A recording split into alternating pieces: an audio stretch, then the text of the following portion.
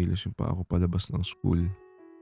Hindi ko alam pero gusto ko na makalayo sa kanya.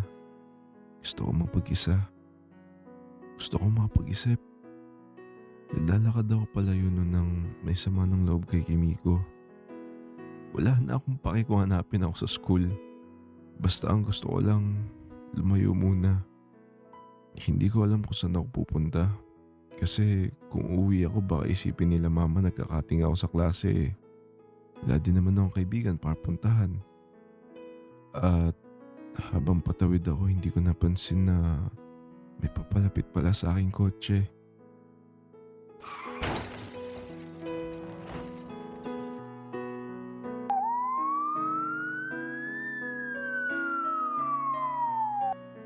Nahihilo ako at sobrang labo ng paningin ko. May mga narinig akong tao at tunog ng ambulansya. May mga sinasabi sila pero hindi ko maintindihan. Sumunod nun, hindi ko na alam ang mga nangyari.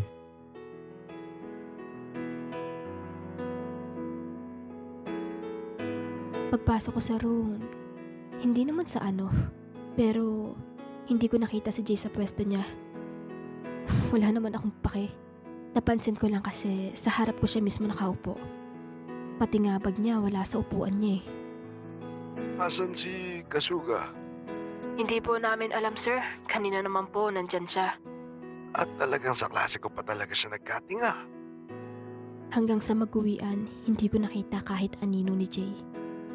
For sure na umuwi ng bahay yun dahil sa drama namin kanina. Hindi niya siguro matanggap na ganun siya kadali palitan.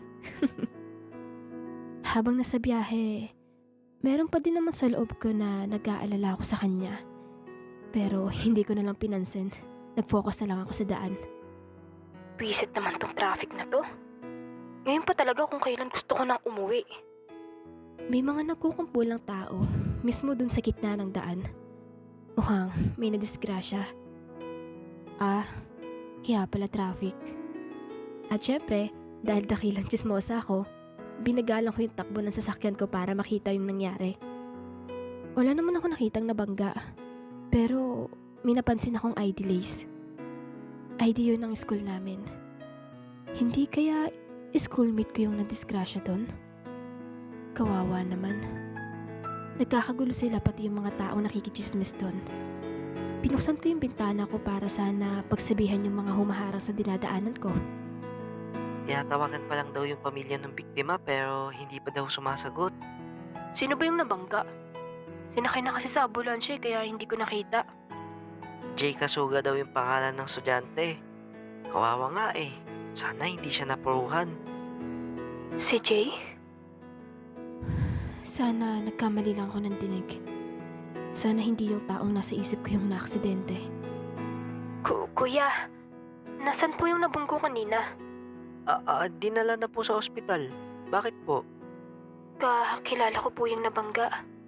Naku, mas maganda po siguro na puntahan mo na siya sa ospital para alamin yung lagay niya.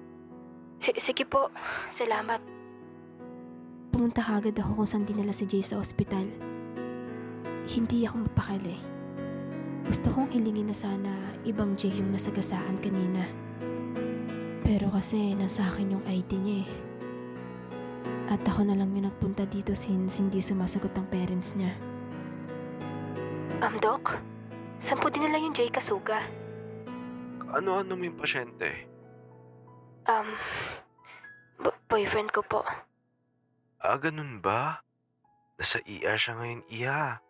Tsaka yung gamit niya nandun sa guardhouse, kunin mo na lang. Salamat po.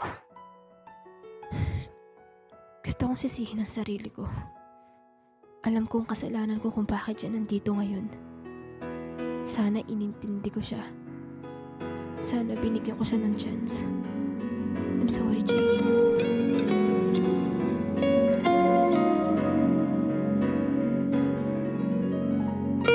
One week mula nung na-aksidente si Jay. At hanggang ngayon hindi pa din siya nagigising. Ika'y dumating I'm sorry. parang ihip ng Alam ko hangin. ako dahilan kung bakit ka nandito sa Ako'y ospital. naghahinga Miss na dahil kita. sa'yo. Please. Dadagan mo lang loob. Tadhana Kita, may Jay. di natin pwedeng Sana mapatawad alamin. mo ako.